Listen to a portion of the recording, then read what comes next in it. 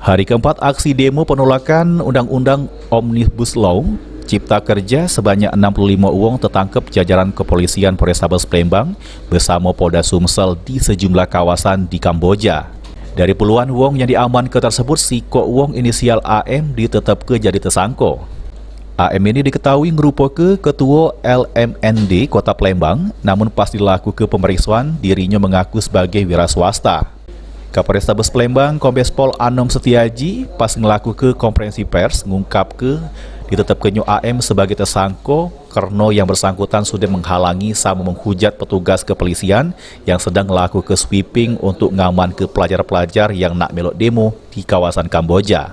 Dari tangan tersangka, polisi ngaman ke barang bukti toa sama baju yang digunakannya pas tertangkap.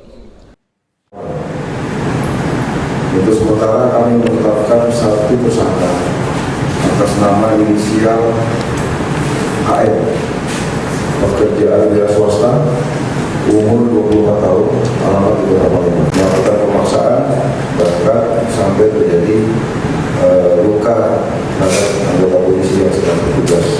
Sehingga oleh karenanya beberapa barang bukti yang kami sita, di antaranya adalah baju tersangka, pada saat itu dipakai, kemudian handphone, kemudian toa yang ada dilihatkan pada saat ini, dan juga pemeriksaan saksi-saksi baik terhadap petugas kepolisian itu sendiri dan juga ada beberapa pelajar yang sudah mengambil keterangan.